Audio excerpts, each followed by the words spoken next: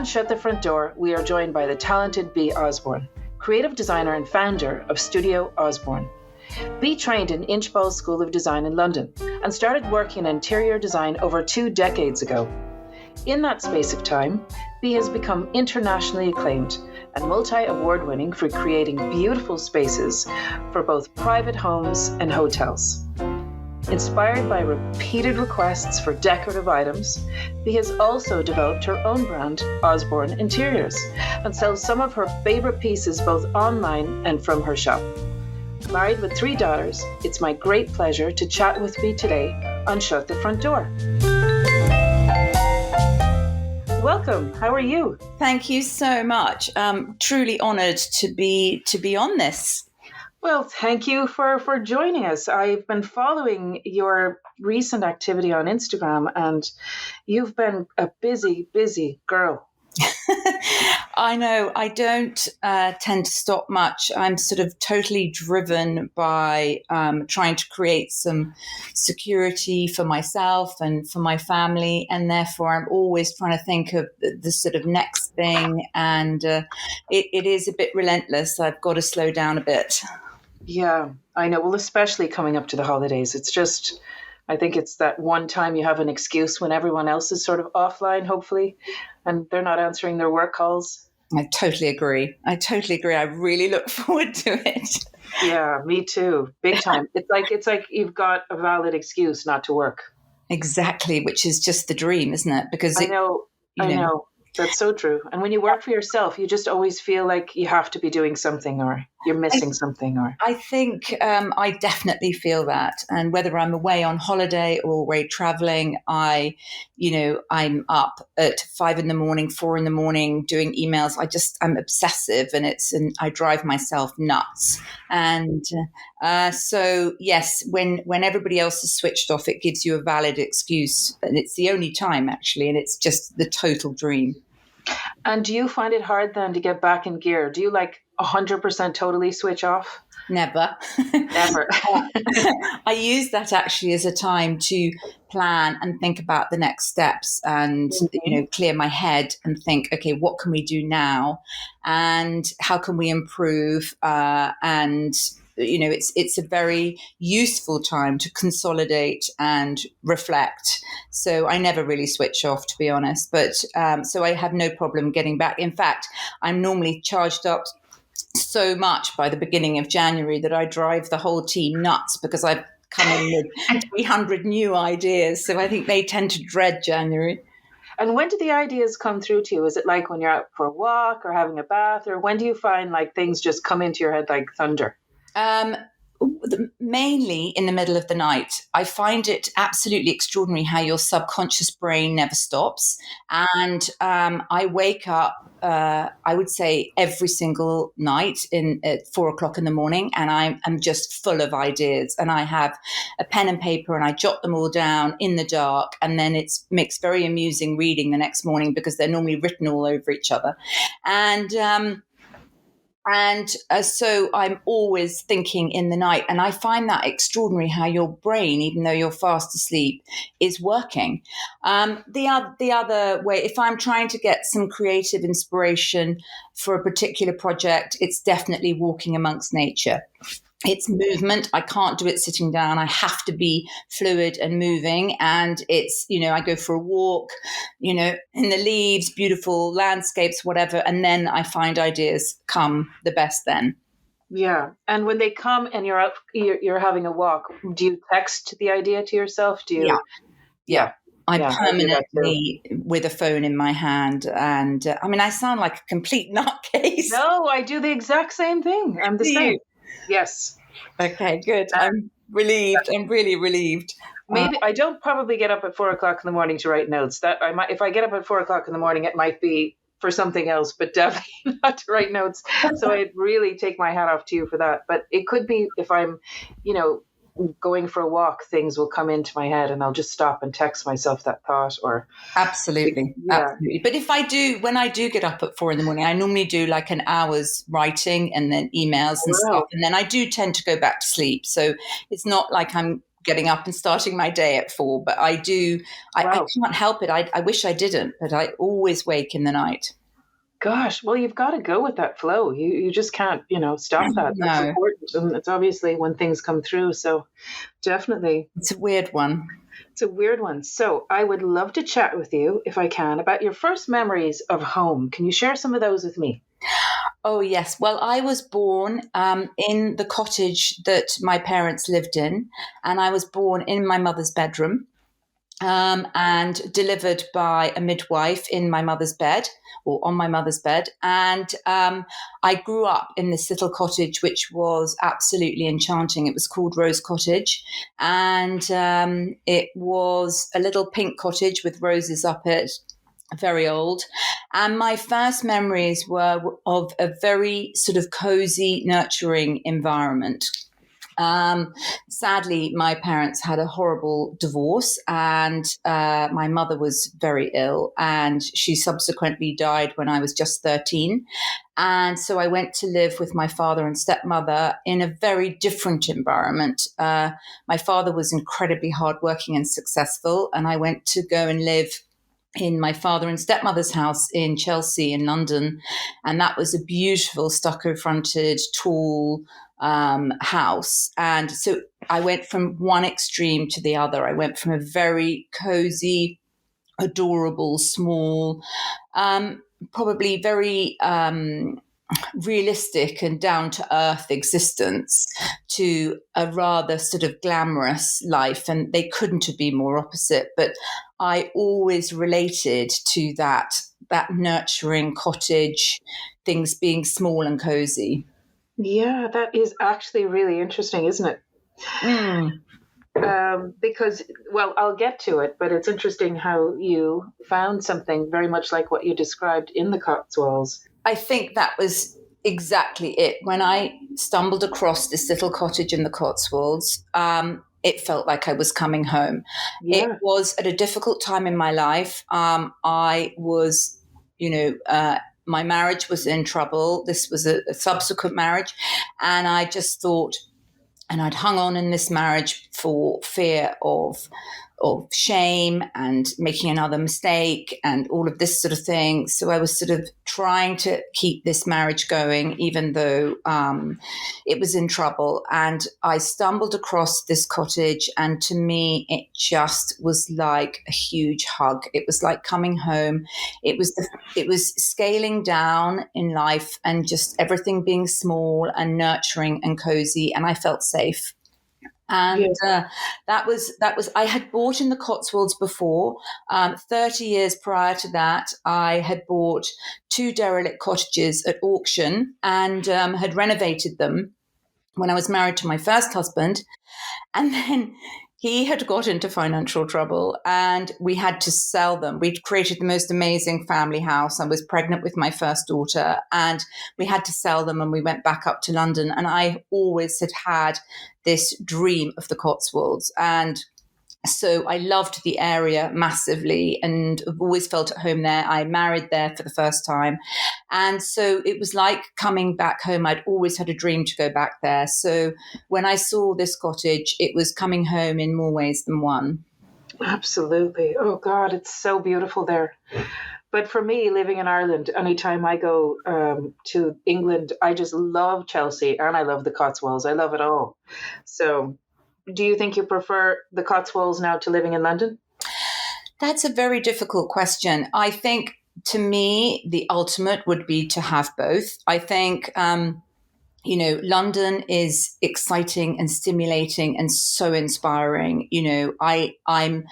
I have the most terrible curiosity. I'm always seeking things that are new. I'm a Gemini. I get bored easily, and I'm hungry for new inspiration. So I always love to see, a new hotel or a new restaurant. And it's also vital for work as well, for research. So London is amazing for that. And the country to unplug and have a slower way of life. I mean, Ireland is simply stunning. And to me, the Cotswolds is the epitome of beauty in England because I love the colour of the stone. It fits very much with my vibe and my essence of that sort of neutral, calm, interiors. So for me, I absolutely adore the look and feel of the Cotswolds.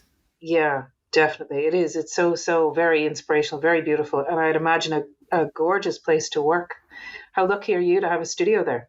Well, I bought that in lockdown, and then I completely panicked because our hotel project. So I bought this 4-story building, which the top 2 floors are our studio.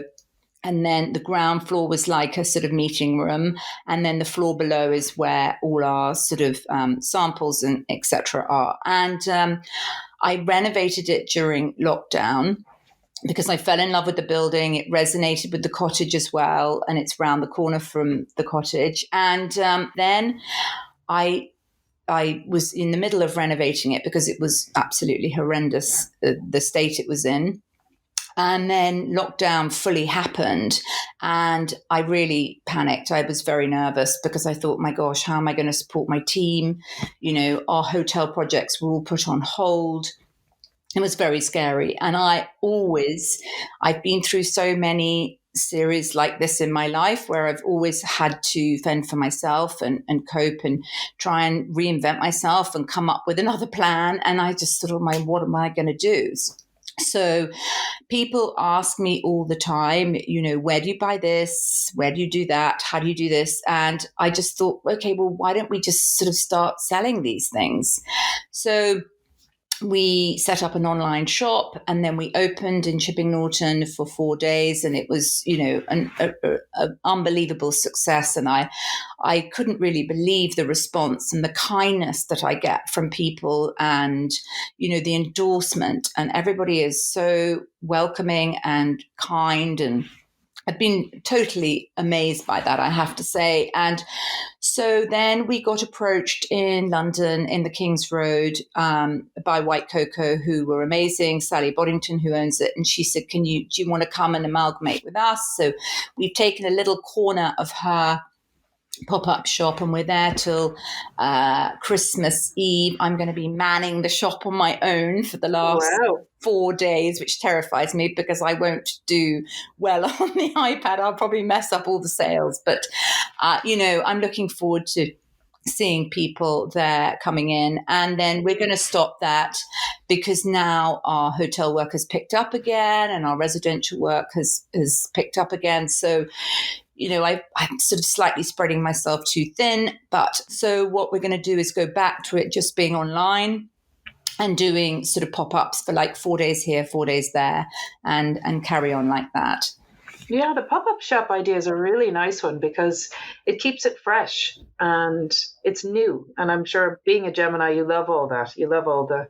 I absolutely do. And I think one thing I've learned with pop-ups is that you need to keep it fresh. People want new content. They want new, images. They want new items to purchase. They, need to be stimulated too. So that requires a lot of effort. And I will go to Maison in Paris in January, which I do every year, and I will do some really nice buying for the shop then. And obviously I've never had a shop before, so normally I'm buying for projects. So that will be exciting. And it'll be fun. And I think it's key, as you say, to keep it fresh, keep it exciting. So we'll scale it down from, I won't have a long pop-up again, but we'll have little pop-ups all over the place. Maybe we keep being asked to do one in Bath or Harrogate or places like that. So maybe we'll do that. Yeah, do a pop-up in Ireland. Ah, yes. Yes, that would be the dream. Yeah, definitely. So when, Bee, did your passion for interiors begin? So when I went to live with my father and stepmother in London, in Chelsea, my stepmother is incredibly stylish woman, and she had a massive passion for interiors. And we lived in a house that was, absolute cutting edge design. And it made me really be aware of my surroundings, from coming from a very cozy cottage, which wasn't uberly designed, it was just sort of home and a bit scruffy. I sort of saw things in a different light. And then my father and stepmother went to build a house in Portugal, and they were great friends with David Hicks, the designer. And Wow. I remember meeting him, and he was very inspirational. And I remember him talking about vistas and views, and it started to really resonate with me. I bought my first property when I was 19. I bought a tiny studio flat, and I sort of decorated that, and I suddenly realized that I absolutely loved it. When I divorced from my first husband, I was sort of penniless at that stage, and I was working as a secretary. And I got 100% mortgage with the Royal Bank of Scotland, because you could do that in those days. And I bought my first property, which was actually an old brothel in Tooting. And I did that up, and I sold it immediately. And then I sort of got the bug for that. So I bought and sold quite a few houses in succession, and ended up with, a reasonable amount of money. Obviously, I'd never had money like that before. So people kept asking me all the time, will you do my house? Will you do my house? And I was like, no, because I didn't have the confidence. I was just too scared, and I've always suffered from very low self-esteem. And I just thought, I can't do it. And I was much happier doing my own, because then I didn't, have to answer to anybody. And it's much easier doing your own property. And then I eventually remarried, and I trained. I was in a slightly more secure position then financially, and I went and trained at the Inchbald then. And I was 42, so it was later on in life, and I absolutely loved it. And I think training at the Inchbald gave me the confidence I needed to get into, doing interior design for other people. And the first project I did actually was for a great friend, Charles Worthington, and he is a huge inspiration to me. He's immensely talented with his partner, Alan. And I did a house for them in Saint-Tropez, and went on to do their hair salons in London. And he taught me so much. He taught me about scale. He taught me about repetition. I learned a lot from him. And also, he had come from a small house and outside York, and had, made a huge success of his life, and has houses, that are absolutely incredible. I've never been in houses like it. And so that gave me the confidence. And then I, went on to do more projects and set up my business, and it sort of went from there, really. So it was, a lot of luck, and, being inspired by people, and having a lot of support from people like Charles, like other people who were just amazing and very kind and helpful. Yeah, and you definitely had a great start as well, introduction from a very young age when you lived in Chelsea into that kind of, education. Yes, exactly. Of living in a beautiful home. I mean, that was an education in itself. I think that's right, which is I'm incredibly grateful for. And in fact, the house that my parents built in Portugal, my father and stepmother, is amazing. And I think being, you subliminally absorb your surroundings like that. I'm terribly aware of my surroundings and how it affects my mood. And I don't mind how small a space is, but even if you're living in, a 10-foot studio flat, I wouldn't mind that, as long as I could make it absolutely how I wanted to, and that it makes you feel wonderful. And that's the most important thing, is just whether it's the outlook or whatever you can do to it. And I've always been that type of person that whatever I've had or whatever I've been able to afford to buy, I've just wanted to make it just as wonderful as I possibly could. I'd rather that than overextend and buy somewhere bigger and then say, oh, I'll do it up over the next 10 years. I can't do that. I'd rather go much smaller, but have the means to be able to create a wonderful environment, because I feel it's everything. It's so nurturing. It's how your mood is, and it helps me be creative. So I think your surroundings are absolutely vital, very important. So I've been very lucky with what I've grown up with. Do you find the whole work-life balance element of life easier to manage now that you've moved? Absolutely not. Really? I find I start the day by thinking to myself. So I wake up in the morning, and the first thing I always do is a gratitude list. And I will list 10 things that I'm so grateful for that I have. And I then try and do some affirmations, and I then set myself a task, and I think, okay, now I'm going to do a little bit of exercise, and I'm going to do a little bit of this, and I'm going to do it, and I never do it. And I go straight into work, and I say to myself, I must get more balance. I must walk more. I must, see my friends more. I must stop working so much. But I think I find it very, very difficult to do. I exhaust myself, to be honest, and I've got to get a handle on that. Yeah. On that behavior, so that the work-life balance is not great. But you obviously love it as well. Like, you're doing it because you love it as well. It must energize you on some level. 100%. And people around me say to me, I don't know where you get your energy from. I absolutely love it. I love creating. I have an extraordinary amount of energy, and I love creating. It's just such a passion. And whether it's, as I say, creating, a corner of a room where you're styling it to take a photograph, or I never feel more alive than when I'm doing that. It's wonderful to have that. I'm so grateful for that. I love that. I know. I always tease people that sometimes projects remind me of like carrying a baby and giving birth. It can be that tough from that whole process of trying to get it over the line and all the work and, and just seeing it come to its completion can be pretty tough, but it's so rewarding.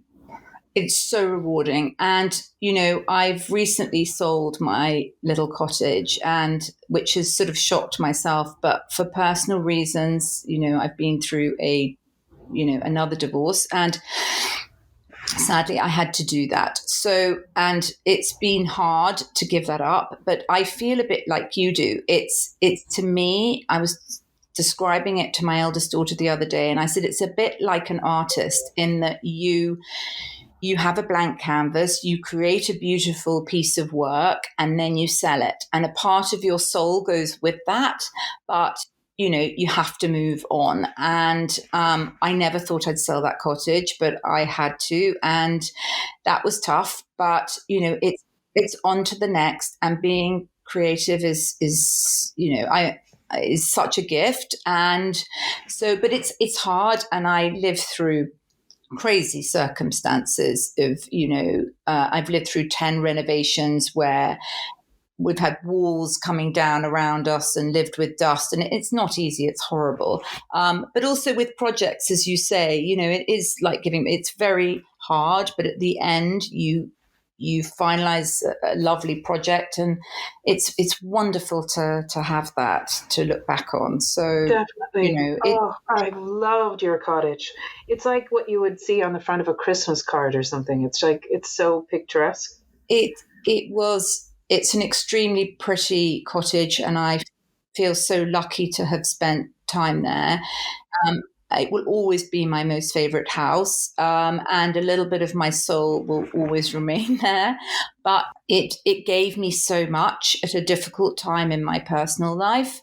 But it's time to move on, and I'm in the process of buying another cottage, which is not nearly as pretty, and will require 2 years of massive hard work. But I really look forward to doing that, and it's a real honor to take something which is really run down, because this next cottage is really, really run down, and to breathe some life into it, and to bring it into a lovely family, cozy home will be wonderful. I'm very excited by that. At the moment, I feel quite lost. I feel I'm all over the place, and I don't really have those roots, and I'm not good without roots. But it will come, and it's another lesson in learning to let go.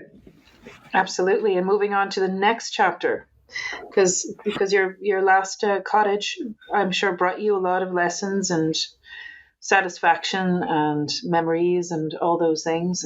It really did. And it's also made me realize that we are really only custodians of these wonderful properties that we live in, wherever you live, we just, borrow them for the time that we're here. And so I try not to get too attached, but you do. But it taught me a lot. Yeah, a lot of lessons. It was a fascinating project to do because it was not easy at the back of the cottage to dig down, and there were many, many complications with it. But it was lovely.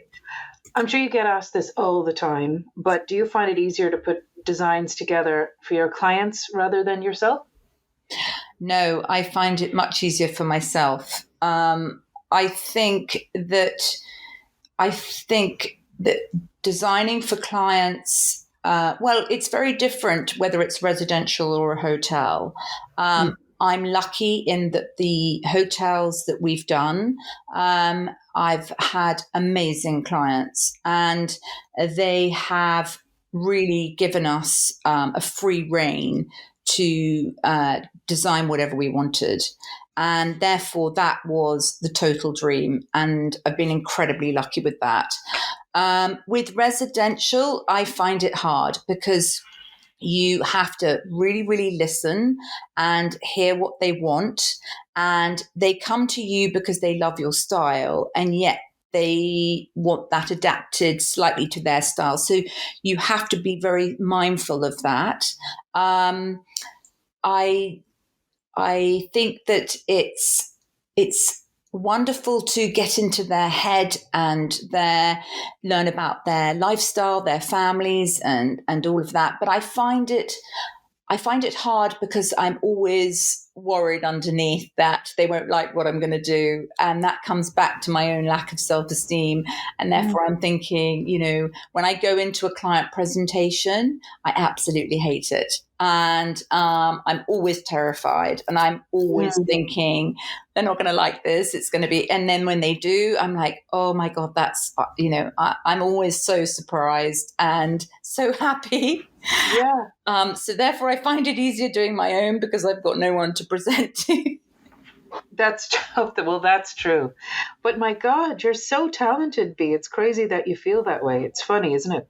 How you torture yourself. Well, that's very kind of you to say. I mean, I just never believe it. And people say, if somebody is kind enough to say something like that to me, I always think, oh, they're just being nice or whatever. It's my own issue that I've got. But I find it so hard to believe. And gosh. And I'm being totally genuine and honest. I just find it really, really difficult. And I was with some friends the other night, and she said to me, "Oh, don't be ridiculous. You're so talented," or whatever. And I was like, no. And I get so embarrassed if somebody says that to me because I genuinely do not believe it. I always think I'm going to be found out. I always think that I'm a complete fraud. And that is nuts. And I just feel I'm winging it all the time. And I just, I try everything I can. I've always, I've sort of brought up these 3 daughters, on my own. They've got great fathers, but I'm not with either of their fathers. And, I've always been striving to sort of do whatever I could to make a living. And so, yeah, maybe it is crazy, but I look at other people and I think, my God, they're so talented. But I would never, ever, look at myself and say anything like that ever. Are you a perfectionist? When it comes to my own life, yes, I am. I mean, like if I'm cooking, an amazing dinner for a dinner party, which I do so rarely these days, I mean, virtually never, it will have to be absolutely perfect.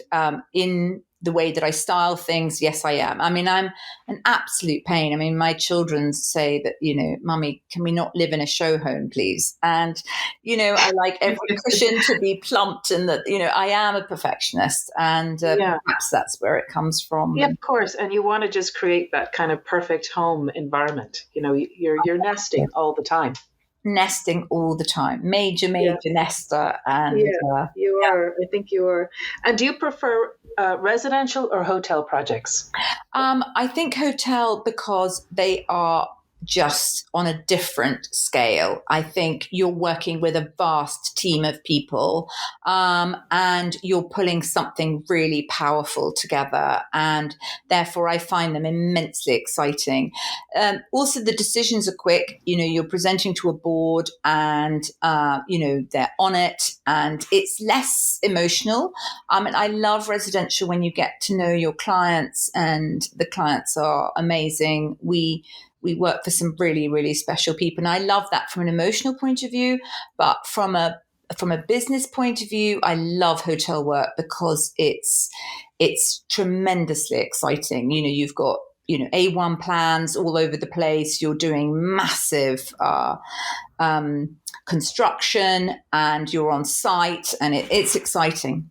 Yes. Do you like site visits and site meetings? Does that excite you? I love all of that. I'm not very good at telling, people what to do, because, again, I never have the confidence to do that, but I've got an amazing team around me. We've got a small team, but they are amazing. And I've got people who've got 30 years experience who are fantastic, in my opinion, much better than me. And I couldn't do any of this without them. They are just the best. I'm amazingly lucky with the people that I've got around me. Yeah. And in any given project, do you follow trends, or do you prefer working with your own particular style? Never follow trends. I always work with what feels instinctively right. I mean, I may follow trends in that there may be, a new fabric or a new wall covering which has just come in, which everyone's using, and I may bring a bit of that into the design, but on the whole it's very much instinctive with what feels right for us or on that project. Have you ever had a client that comes to you and they might describe something to you that is just not going to work for them? How do you handle that? It's quite a delicate conversation to have. So tricky, that it is. I really, really dread that.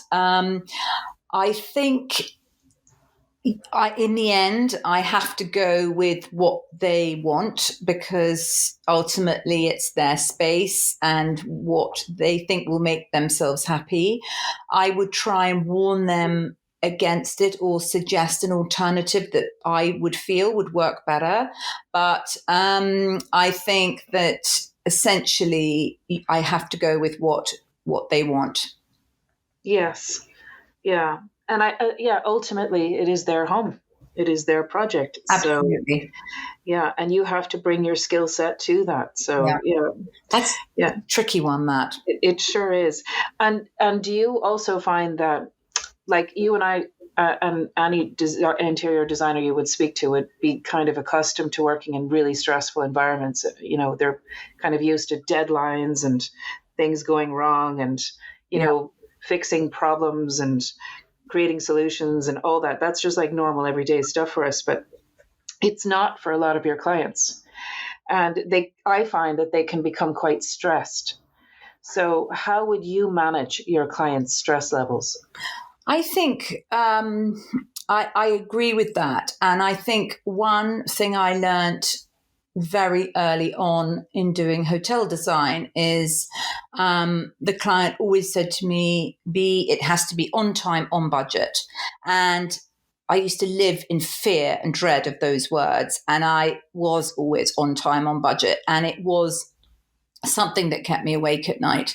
And I agree with you. You spend so much of your time doing admin, sorting problems, all the rest of it. We do have clients who potentially have never experienced that, those deadlines and the pressures and all of that. But I think that we're lucky in that they've also worked hard to get to where they are. And I think I do find them actually quite understanding of the difficulties. And if they don't, it's just a question of trying to explain, the realities of life out there, particularly at the moment with the pandemic, with Brexit. Yeah. Delays are horrendous at the moment. And we were talking to a client on Friday, and I was trying to explain to him, the difficulties of that. He was deeply frustrated by the slowness of the project and progression on it. And I think it's also just trying to deeply empathize with him or with a client and make them realize that you completely do understand and Yes. what they must be going through, because I think clients would get stressed by the lack of progress, by the fact that, they come back to a building site again and why isn't this further down the line? And having done so many projects for myself, I know exactly what that feels like. So I think, empathy and trying to really make them understand that you get what it's like, but unfortunately it's unavoidable. I think that's an important one, but it's not easy. It's not, because it's their home as well. And I always think when you're in someone's home, I know it's like they're their own private space, and their whole world is disrupted really during that time. 100%. And it's tricky. And I know, it's going to be okay. And you can see the end of it all, but it can be really daunting for the client. I think also when you're at the stage where so much work is done behind the scenes on a project, like, the electrics and the plumbing and all of that, and it looks like nothing's happening, that there's no progress because you're not seeing any of the pretty bits. And then suddenly it all comes together at the end and they relax more. But it's that middle stage which is so painful. Yes. Because it feels like there's no progression and they're walking in their boards everywhere and, oh my goodness. And it is stressful. Yeah, it is. And communication is really key. Yeah. It really is really key, for sure. Is going green and being more sustainable in design something you think about more often? It is. And it depends on the client and how important that is to them. It's definitely potentially more expensive. So therefore, some clients, they factor that in. It's interesting because in this new cottage that I'm buying, I've been looking into heat pumps and all of that, and which is the best option for sustainable, economical heating, because it's got no heating at the moment, so I can completely start again. There's so much to learn on all of this, and so much to read up on. And it's interesting because I've been looking at this very point about heat source pumps, and for an old building, they're actually not very effective. So you often end up supplementing that heating and hot water with another source, which is actually not sustainable at all. So I think you have to be very careful that people, or I might feel I'm being very sustainable by choosing certain products, and then actually it's not at all. So yes, I mean, absolutely. It's obviously something which is deeply important. And what does good design mean to you? I think good design means to me two things. It means to me something that makes the client or guest feel wonderful in the space, and longevity. It's about not doing something which is just fashionable at that time. It's about something that lasts. It's, you're spending a lot of money, and I think, and I'm very aware of that, having been, had no money myself, come from a privileged upbringing, but then had nothing, to then, earning everything I have. And I'm very aware of money, and it's very important whether you're spending £20 or £200 or £2,000, that money has to be well spent. And I think something that, really lasts. So if a client says to me, well, that chair costs, £2,000, that's a hell of a lot of money. And I say, yes, but how much do you love it? Do you really love it or not really? Because if they don't really, forget it, spend that money somewhere else. But if they really love it and it'll bring you huge pleasure, then let's compromise somewhere else, and there are so many ways to compromise. I've always done little tricks and whatever here and there, especially in my own houses, to try and save as much money as possible. I love that. So you're bringing all that wisdom and the value of money, and your experience on how to, get more bang for your buck to the client. That's really good. I think it's really important. I buy things on eBay. I buy for myself. I'm always looking at ways to create things that look the way I want them to look, but at less cost. And I think, but going back to your question, I think, something that lasts, something that you put all this energy into this space and creating it. And I think it's something that if you can create something that lasts, and also something that just makes you feel wonderful and warm inside. Yeah, that's so interesting. And do you think that there's been a recent shift in interiors, like to a more rustic look? There seems to be more of a pared back rustic look happening at the moment, from what was formerly like this really refined and sleek look. I do, and I love that. I love a rustic look. I love things that are, pared back and rustic, but also very natural. I mean, I love a very sort of neutral color palette. It makes me feel nice and it's calm and comfortable. I particularly love it. However, I noticed that actually I think it's gone the other way again now. I think, everything is quite busy again and very floral and very colorful, and that may suit lots of people, and I can appreciate the look of it hugely, but personally it's not for me. I would feel stressed in that environment. Yeah. And I just don't particularly, it doesn't make me feel good, and I can only go with what makes me feel good. And obviously clients come to us who resonate with what we do and what I like. Yes, and a lot of designers that I see and I read about, they all seem to have their own sort of signature look anyway. Absolutely. So it just depends on what you're drawn to, I guess, in terms of style. Absolutely. But yeah, your style definitely it's timeless. It's very pared back. It's cozy. It's just lovely.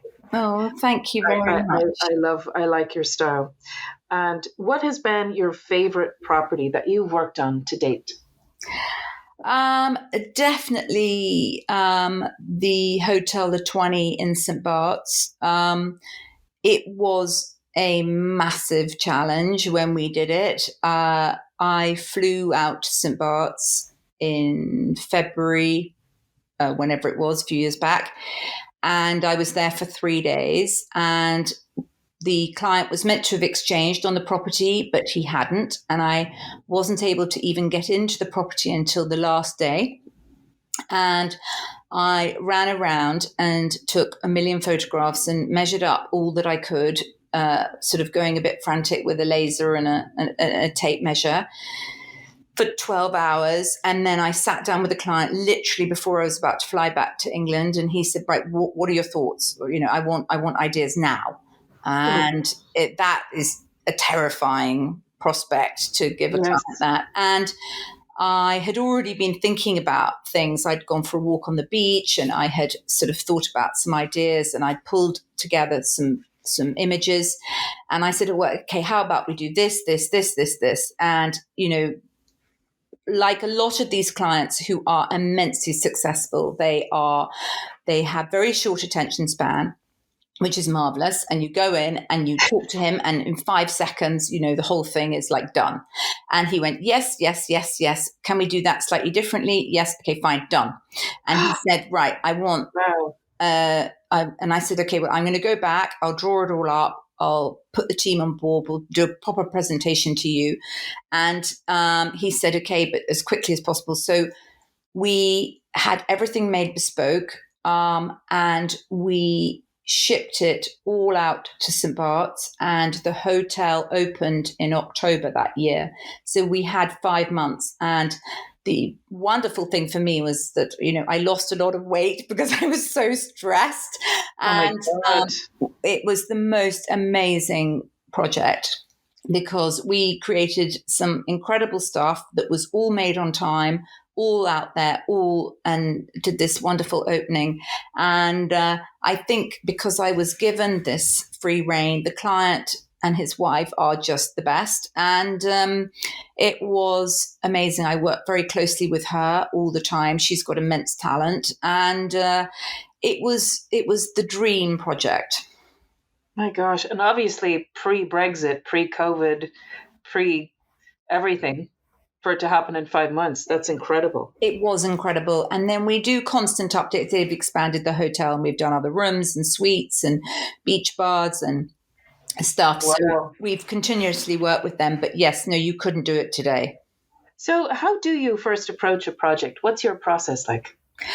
I think it's to talk to the client as much as possible, and listen to what their vision is. And it's also really to absorb the space. And I mean, I have this terrible infliction, which is when I walk into a space, whether it be a house or a flat or a hotel, I sort of automatically see it done in my head. And then I find it very frustrating, because you go back on site visits and whatever, and it's not done. So I sort of get this weird vision very early on.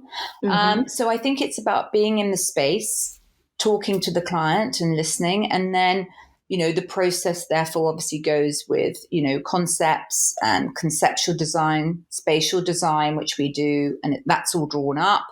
And then you go into the more intricate ways of, doing lighting, which is really important to me. I think lighting can make or break a project. And then we take it right through to the installation, the procurement and installation. Okay. And do you carefully select the projects you take on? Yes. And I think my first thing is that I won't work for anyone that I don't really genuinely like. I think you spend a lot of time with clients, and I think you have to be on the same page and really connect with them. I think that's really important. And I know that sounds like a luxury, but I think it pays in the end.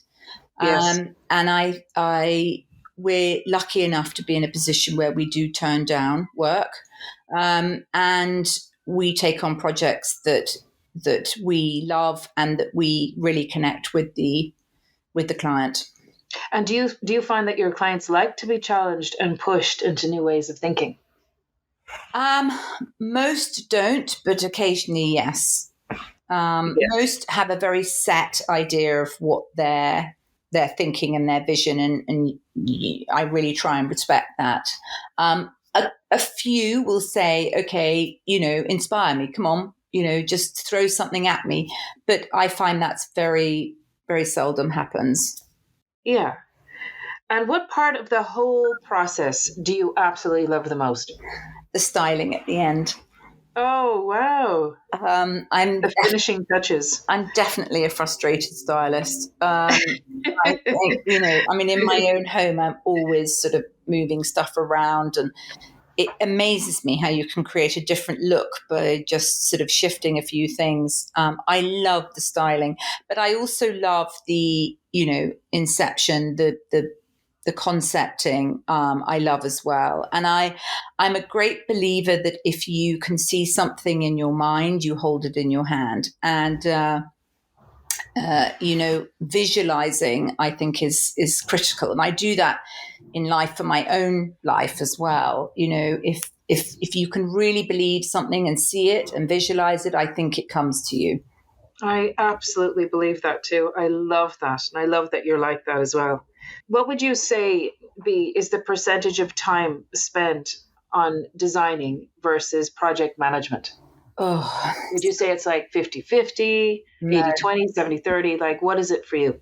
Sadly, I think the designing is much less than the actual project management, and which is a shame. I think the designing is like 30%, and the rest of it 70%. I think so much. Exactly the same. I fully agree. That would be my exact calculation. Would it? I mean, I think and I think people don't realize that so much of it is admin based, and all the rest of it. It is. But I wish it was more on the design. Perhaps that's why I do my own houses, because it just goes on. It's more on the design. You just go on and on and on. But yeah, and it's sad that because I think we all want to do more of the design bit.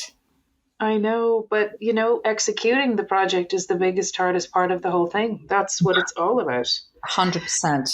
And then coming back and doing the final touches and the styling. I mean, that is just, everyone loves that. But that's just like the best part as well. I really agree. I love that part too. I know. That's when it all comes to life. I agree with you. It's magical. It's absolutely magical. So tell me about where your favorite place to relax and read a book or have a phone call is in your home. Definitely my bed. Your bed? I would run my whole life from my bed if I could. I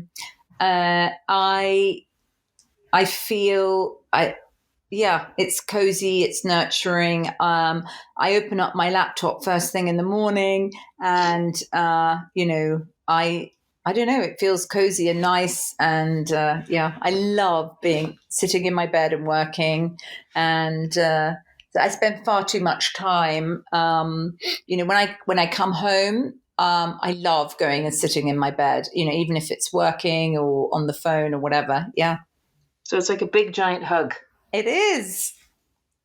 And what books are you currently reading, or what are you watching on Netflix these days? How do you switch off? Oh gosh.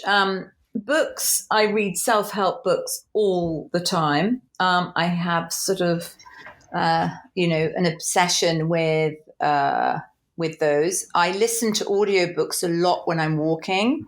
Mm-hmm. So about mindfulness. I listen to a book called The Secret on audiobook regularly.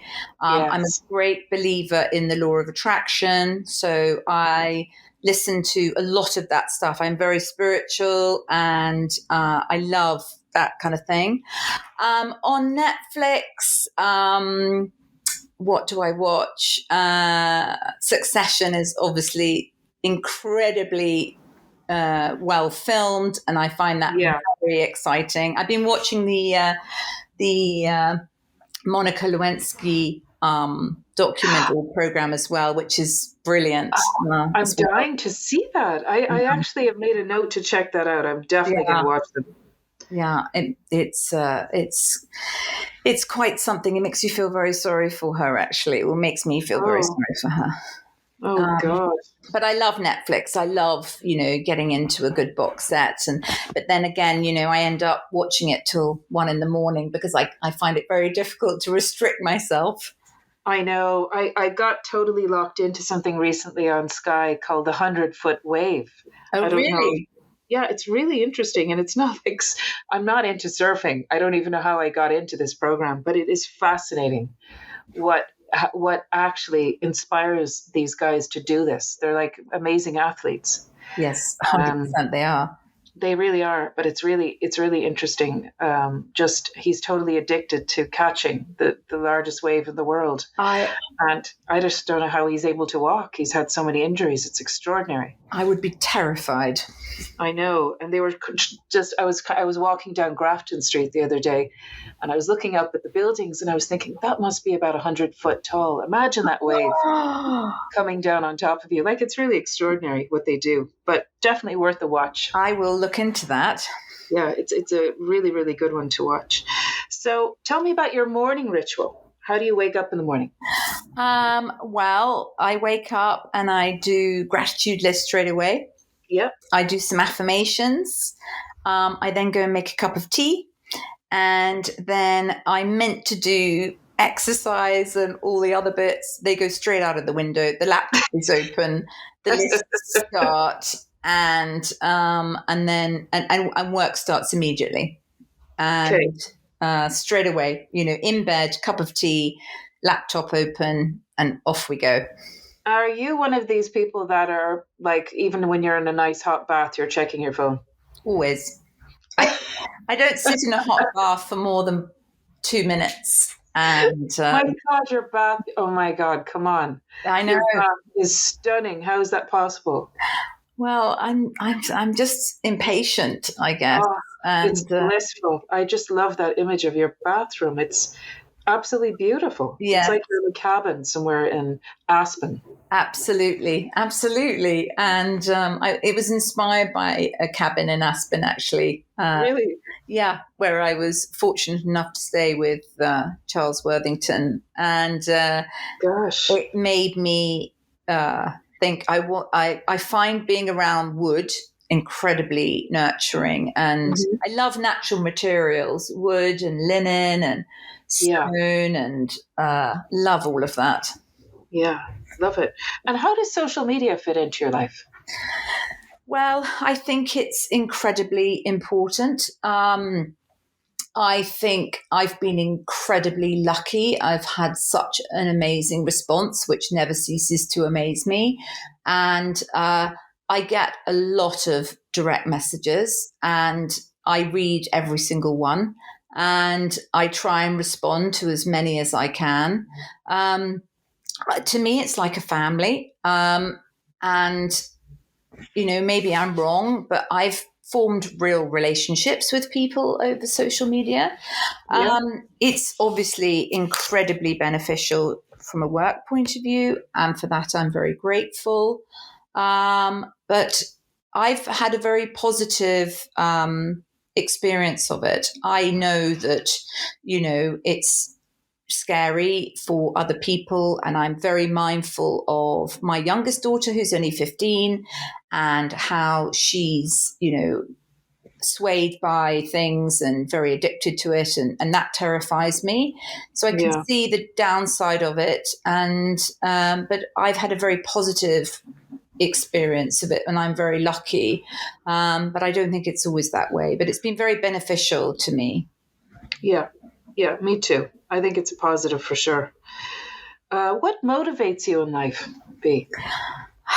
I mean, if I'm really honest, it's about creating some financial security for myself. I think, well, it's about creating anything to create, whether it's, a nice salad or a lovely bedroom or, a beautiful corner or a wonderful project. But it's also about creating security, in my adult life. I've only really ever had myself to answer to, and like so many people, and therefore the buck stops with me. And, if I want financial security for when I'm getting older, and I'm, getting older rapidly, it feels, I need to create some security for myself. And so that is a big motivator. It's providing something that I can eventually one day not have to work. I can't see that at the moment. It's going to be at least, 20 years or something. But I that's, if I'm really honest, I've got to create some security for myself. Yeah. And it sounds like you love a good challenge.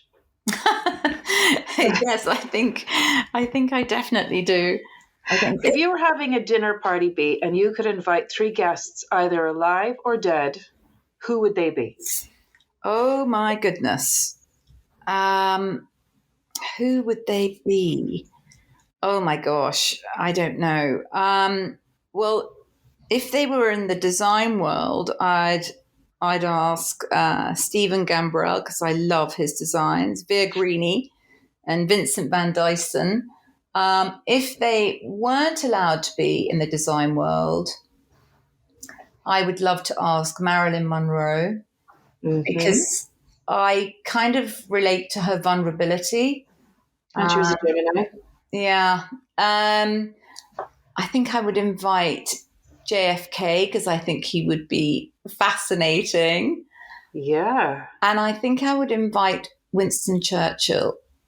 God knows why. But I think I don't know, I could invite 3 million people. I mean, there's so many people who would be so interesting to talk to. Definitely. JFK would be so interesting. Wow. Can you imagine the debate between Winston Churchill and JFK? Yes, I can. It would be fascinating, wouldn't it? Definitely. And how will Christmas Day be for you?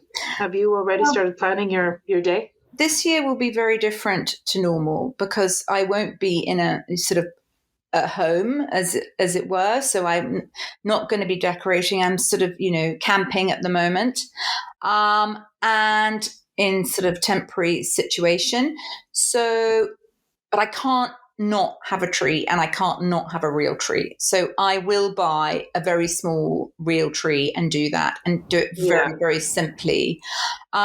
Normally, I would decorate a lot and very, very naturally. So a lot of natural foliage, definitely real tree, everything white lights, white ornaments.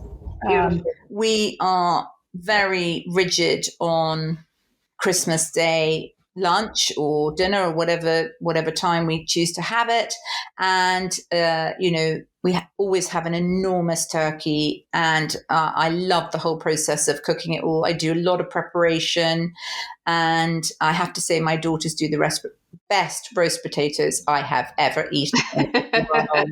Sounds good. And so yes, I mean, very family, very normal, very natural. Lots to drink, silly games, I guess like anyone else, really. Yeah. And what advice would you give to your younger self? Ooh, definitely believe in yourself. I wish someone had told me that. I wish someone had said to me, you must believe in yourself, because I'm always astounded by somebody who has self-belief, but little talent achieves everything, and someone with low self-belief and the other way around, and someone with low self-belief, exactly, and a lot of talent achieves nothing. And it's, to me, self-belief is everything. You've got to have that confidence and believe you can do it. And I do try and talk to my children about this, and particularly my youngest at the moment, and say to her, it doesn't matter what you achieve in life, doesn't matter about your exams, doesn't matter about that. Just find your passion and believe in it. Believe you can do it, know you can do it, and believe in it. And because if you've got that, you can conquer the world. And I still wrestle with that myself, and I still try and believe in myself and work on that daily. And it's a struggle. And so I wish someone had made me believe in myself when I was young, because maybe my life would have been different. But yeah. Gosh, I see what you think is your struggle as your driver, actually. I think that's your driver. Well, that's a lovely way of looking at it. And that's actually really nice. I love that. I'm going to take that with me for a long time. I think what you might think is the negative is the positive. It's that little voice in your head that gets you out of bed every day and it motivates you to, keep going. But that's a lovely way. I think it's that negative one that sits on one shoulder and the positive, the one that sits on the other. Exactly. It's trying to shut up that negative one that is constantly saying, you can't do this, you're useless, you're a failure, it's rubbish, you're going to be found out. And it's battling with that all the time, which is exhausting. And letting the other shoulder, as it were, shine through a little bit more and be a little bit more, forthcoming, and let that carry you through. But something, Bee, and you just said it a few minutes ago, there's the people that appear to be like ultra confident, but probably don't have the same talent as someone who's less confident. But I actually don't agree. I actually think people who are ultra confident are probably battling the same feelings. They just hide it really well. Well, that's a very interesting thought as well. And maybe we all have these feelings, Of course. maybe everybody has it. Yeah, you're just honest. Too honest sometimes. Yeah, and that's good. It's refreshing. But no, I agree with you. But I think, yeah, it's lovely to be honest and human and relatable. And I hope I'm all of those things, because I think in today's world where everything is hidden a lot and people make out that life is easy and they're having the best time, I think that's very tough for other people to see. And, life is hard work and it's tough and it's scary. Sure is. And, sure is. Yeah. And, I agree. It's nice for people to know that, that we feel like that. Yeah. And B, where do you see yourself in the next 5 or even 10 years? Oh my goodness. Still working like I am. I would love more hotel projects. I would love to complete this new cottage and really make that wonderful and home, and no one can take that from me. And so, yeah, that's what I would love. And just to remain healthy. I think health is obviously number one and the most important thing. Totally. And to learn a little bit more of a life-work balance. I mean, to get out there and do some exercise, even though I detest it apart from walking. I need to do that. I know. Here's your sister. I am exactly that. I have huge plans for myself every morning and the dogs. And I'm like, sorry, guys, I'll do it tomorrow. Yeah. And then I miss that walk, and somebody else gets to walk them. So, yeah, I hear you. Yeah, I totally relate.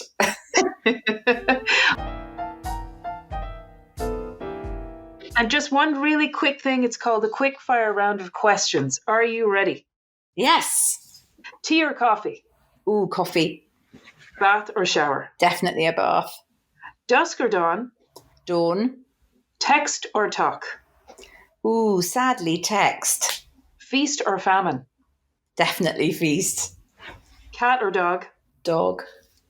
Red or white wine? Both. Red. Red. City or country living? Oh, country. Home or abroad? Home. Site visits or office meetings? Office meetings. Old or new? Old. Hotel or residential design? Hotel. Chelsea or the Cotswolds? Cotswolds. 2021 or 2022? Definitely 2022. It's going to be great. And my final one, Marilyn Monroe or Winston Churchill? Well, Marilyn Monroe was born on the same day as me. And so it has to be her. Love it. Good answer. Well, thank you so much for chatting with me today. And it's been a pleasure having you on. And I wish you and your family the most beautiful, lovely Christmas and a very happy New Year. Thank you so much. And as I say, I'm so honored. I'm so respectful of you and everything you do. And I'm so honored and touched. And just the biggest thank you to you too. You take care. Mind yourself. Thank you. Thank you. Have a good Christmas. Thank you. Okay. Take care. Bye. Bye.